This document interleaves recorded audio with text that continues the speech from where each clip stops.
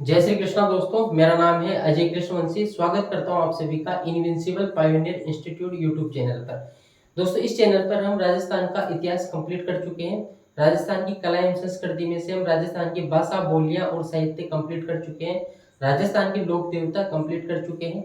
उसके बाद में दोस्तों हमारा जो चर्चा का विषय रहा है पिछले कुछ दिनों से, वो है राजस्थान के प्रमुख संत और संप्रदाय। इससे पिछले वाले लेक्चर में दोस्तों हमने राजस्थान का एक बहुत ही महत्वपूर्ण संप्रदाय जिसका नाम है दादू संप्रदाय और जो संत हैं दादू दयाल जी, उनके विषय में चर्चा की थी। इसके अलावा दोस्तों हम बहुत सारे संत और संप्रदायों को कंप्लीट कर चुके हैं, जैसे रामानंदी संप्रदाय है, निम्बार्क संप्रदाय है, वल्लभ संप्रदाय है, विष्णुई संप्रदाय है, जसनाती संप्रदाय है। तो बहुत सारे संप्रदायों को दोस्तों हम इस चैनल पर कंप्लीट कर चुके हैं। आज हमारी चर्चा का विषय रहने वाला है दोस्तों लालदासी संप्रदाय। आप दोस्तों किसी भी युद्ध के मैदान में हो, मतलब आप रीट की तैयारी कर रहे हो, सेकंड ग्रेड की तैयारी कर रहे हो, फर्स्ट ग्रेड की तैयारी कर रहे हो, पुलिस कांस्टेबल की तैयारी कर रहे हो, या फिर आरएएस की तैयारी कर रहे हो, किसी भी राजस्थान की भर्ती की तैयारी कर रहे हो दोस्तों, जिसमें राजस्थान की कला एवं संस्कृति आपके सिलेबस में है और राजस्थान के प्रमुख संत और संप्रदाय अगर आपके सिलेबस में है, तो सभी जो प्रतिभागी योद्धा है उनके लिए ये वीडियो लेक्चर महत्वपूर्ण है। और इस चैनल पे जितने भी वीडियो लेक्चर हैं दोस्तों, वो किसी पर्टिकुलर एग्जाम के लिए नहीं है, वो राजस्थान की सभी भर्तियों के लिए तैयार किए जा रहे हैं। तो बिना टाइम वेस्ट किए आज जो हमारा चर्चा का विषय है दोस्तों लालदासी संप्रदाय, इसके विषय में हम चर्चा करना चाहेंगे। तो बिना टाइम वेस्ट के चर्चा को प्रारंभ करते हैं। दोस्तों, लालदासी संप्रदाय की जो प्रवर्तक है, जिसने लालदासी संप्रदाय की स्थापना की, उनका नाम है दोस्तों संत लालदास जी। संत लालदास जी,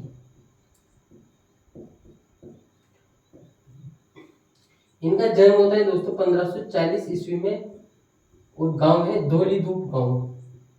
धोली धूप गांव, और ये है दोस्तों अलवर में। धोली धूप गांव अलवर में इनका जन्म होता है। दोस्तों, अलवर और भरतपुर का जो क्षेत्र है जहाँ पर मेव जाति के लोग रहते हैं। मेव कौन है? ऐसे हिंदू जो कालांतर में मुस्लिमों में रूपांतरित हो गए, लेकिन वो अपने हिंदू की पहचान अभी भी कुछ अंशों तक बचाए हुए हैं, उनको हम दोस्तों मेव कहते हैं। और मेव जिस क्षेत्र में पाए जाते हैं वो अलवर भरतपुर का इलाका है और उस क्षेत्र को मेवात कहा जाता है। तो मेव मेव जो होते हैं बेसिकली ये दोस्तों मुस्लिम होते हैं। बेसिकली ये मुस्लिम होते हैं लेकिन कन्वर्टेड मुस्लिम होते हैं, यानी कि पहले ये हिंदू थे लेकिन बाद में ये मुस्लिम हो गए। तो लालदास जी भी क्या थे? मेव मुस्लिम थे, यानी कि कन्वर्टेड हिंदू थे, कन्वर्टेड मुस्लिम थे। दोस्तों, इनके पिता का नाम है चांदमल। लालदास जी के पिता का नाम है दोस्तों चांदमल जी। इनकी माता का नाम है दोस्तों समदा। इनकी पत्नी का नाम है दोस्तों मोगरी। मोगरी इनकी पत्नी का नाम है। और इनके गुरु का नाम है दोस्तों चिश्ती।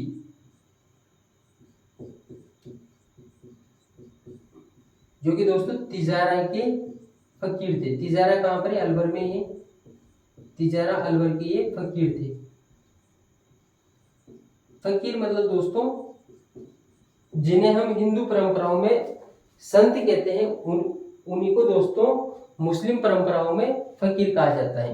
यानी कि हिंदू परंपराओं में जिनको संत कहा जाता है, उन्हीं को दोस्तों मुस्लिम परंपराओं में क्या कहा जाता है? फकीर कहा जाता है। तो दोस्तों गरद चिश्ती, क्या नाम है पूरा इनका? गरद चिश्ती। गरद चिश्ती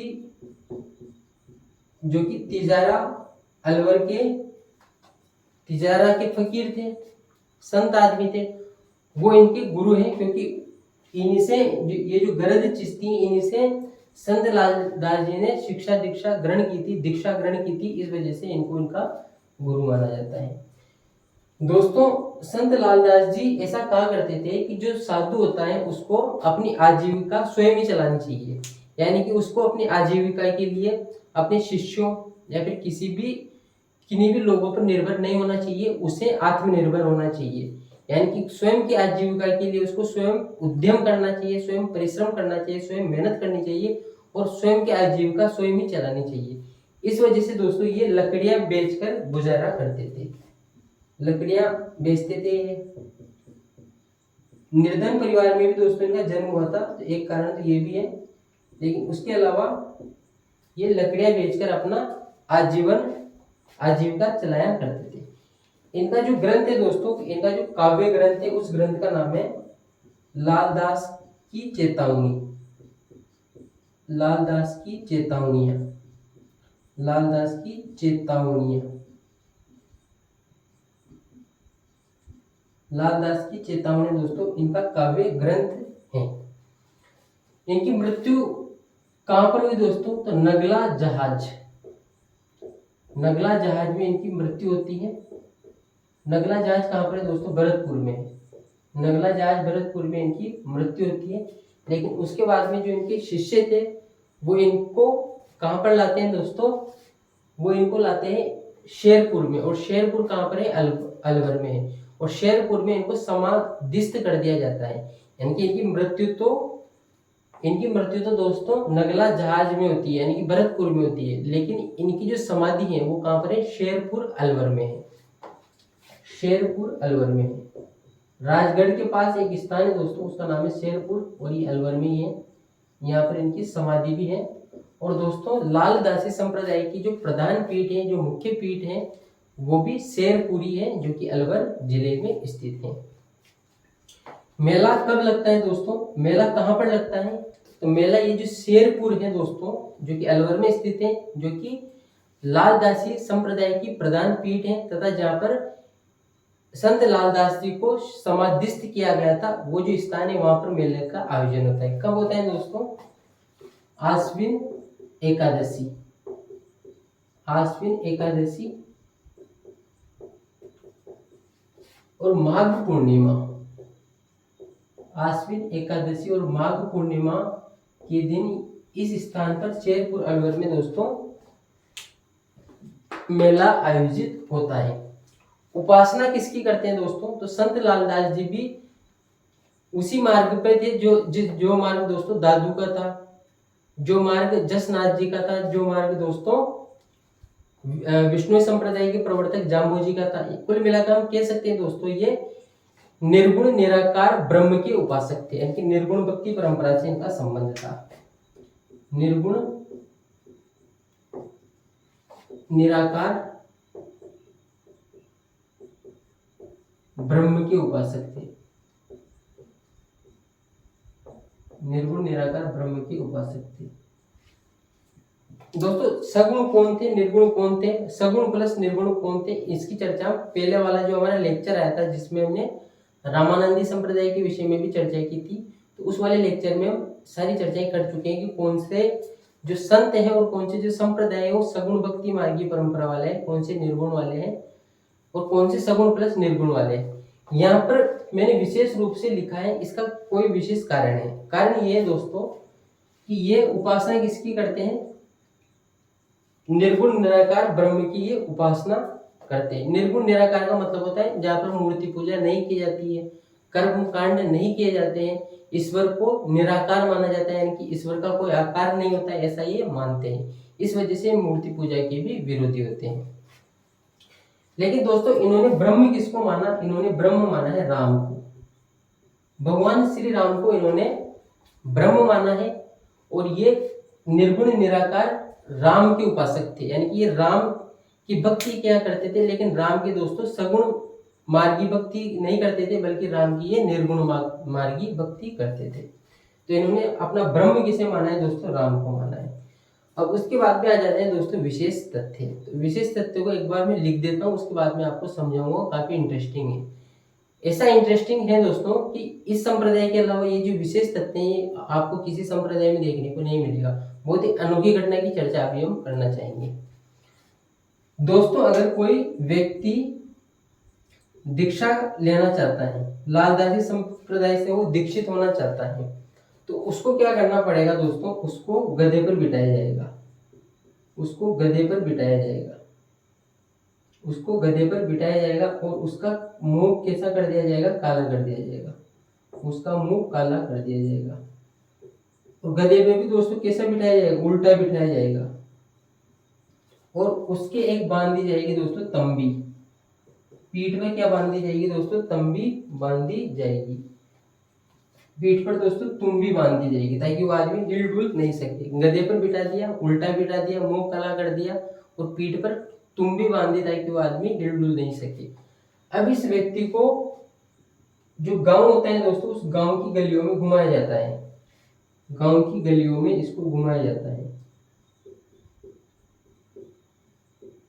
गांव की गलियों में घुमाने के बाद में पूरा गांव देख लेता है कि भाई ये सिस्टम है। उसके बाद में दोस्तों इसको मीठे वचन बोलने की शपथ दिलाई जाती है। इसके साथ इतना कड़वा किया, लेकिन इसको बोला जाता है कि अब तुम्हें मीठे वचन बोलने हैं। तो इसको मीठे वचन बोलने के लिए शरबत पिलाया जाता है। क्या पिलाया जाता है? शरबत पिलाया जाता है। तो बहुत इंटरेस्टिंग बात ये है, नहीं आप ही बताओ। हाँ, लाल दासी संप्रदाय की दोस्तों विशेष बात यह है कि अगर कोई व्यक्ति लाल दासी संप्रदाय से दीक्षित होना चाहता है तो उसको गधे पर उल्टा बिठाया जाता है, उसका मुंह काला किया जाता है, पीठ पर तुम्बी बांधकर पूरे गांव की गलियों में घुमाया जाता है, ताकि इससे ये मैसेज पहुंचे कि अब आदमी का जो अहंकार है, जो अभिमान है, वो समाप्त हो चुका है। और लाल दासी संप्रदाय से दीक्षित होने की शर्त यही है कि उस व्यक्ति में, जो व्यक्ति लाल दासी संप्रदाय से दीक्षित होना चाह रहा है, उसमें अहंकार लेश मात्र भी नहीं होना चाहिए, उसमें संपत्ति का स्वामित्व भाव भी नहीं होना चाहिए। यानी कि हम कह सकते हैं दोस्तों, संपत्ति का स्वामित्व भाव नहीं होना चाहिए, यानी कि संपत्ति से मोह नहीं होना चाहिए, और साथ ही उसमें दोस्तों अहंकार लेश मात्र का भी अहंकार नहीं होना चाहिए। अहंकार इसमें 0% होना चाहिए। इस वजह से ये सारी प्रक्रिया करवाई जाती है। इस सारी प्रक्रिया के बाद में भी आदमी शांत है, मुस्कुरा रहा है, उसके मन में कोई लेश मात्र का भी कोई संकोच नहीं है, तो ऐसा माना जाता है कि अब ये व्यक्ति निरंकार हो चुका है, यानी कि अहंकार से मुक्त हो चुका है, और ये अब लाल दासी संप्रदाय से दीक्षित होने के अब ये योग्य है, ऐसा मान लिया जाता है, और उसको लाल दासी संप्रदाय से दीक्षित करवा दिया जाता है। ये बहुत ही महत्वपूर्ण है दोस्तों। इसके अलावा दोस्तों एक और इम्पोर्टेंट बात यह है कि जो मेव संप्रदाय से जो दीक्षित लोग होते हैं, वो अपनी मेव संप्रदाय से जो दीक्षित पुरुष होते हैं, उनका विवाह मेव जाति की कन्याओं के साथ ही होता है। मेव जाति की दोस्तों कन्याओं के साथ ही उनका विवाह होता है। ये बात भी महत्वपूर्ण हो जाती है। एक इंटरेस्टिंग फैक्ट ये भी है दोस्तों कि लाल दासी संप्रदाय के जो रीति रिवाज है, परंपराएं हैं, वो हिंदुओं के अधिक निकट हैं, यानी कि हिंदू परंपराओं के वो अधिक निकट हैं, मुस्लिमों के निकट नहीं है। इस वजह से दोस्तों, और मुस्लिम जो धार्मिक पद्धतियां चली आ रही थी, उनका तो लाल दास जी ने काफी विरोध भी किया था। इस वजह से इनको काफी प्रताड़ना भी झेलनी पड़ी, एक स्थान से दूसरे स्थान पर इनको भटकना पड़ा, इनको काफिर भी कहा गया दोस्तों। लेकिन इन्होंने मुस्लिम समाज में जो बुराइयां थी उनको भी उजागर किया, हिंदू समाज में जो बुराइयां थी उनको भी उजागर किया। तो संत कबीर की तरह ही कुल मिला के इन्होंने काम किया। कुछ मुस्लिम दोस्तों इनको मानते हैं, यानी कि मेव जाति की जो मुस्लिम है वो इनको मानते हैं, और इनको पीर लाल दासी कहकर वो पुकारते हैं। क्या कहते हैं इनको? पीर के नाम से जानते हैं वो। यानी कि हिंदू तो संत लालदास जी कहते हैं, और मुस्लिम अगर इनको मानते हैं तो वो पीर लालदास जी के नाम से इनको संबोधित करते हैं। तो इस सारा घटनाक्रम हो गया दोस्तों लालदासी संप्रदाय के रिगार्डिंग। हमने सारी चर्चाएं कर ली। उम्मीद करता हूँ दोस्तों ये जो पर्टिकुलर लेक्चर है, वीडियो है, आप सबको आपके कॉम्पिटिटिव एग्जाम में निश्चित तौर पर फायदा पहुंचेगा।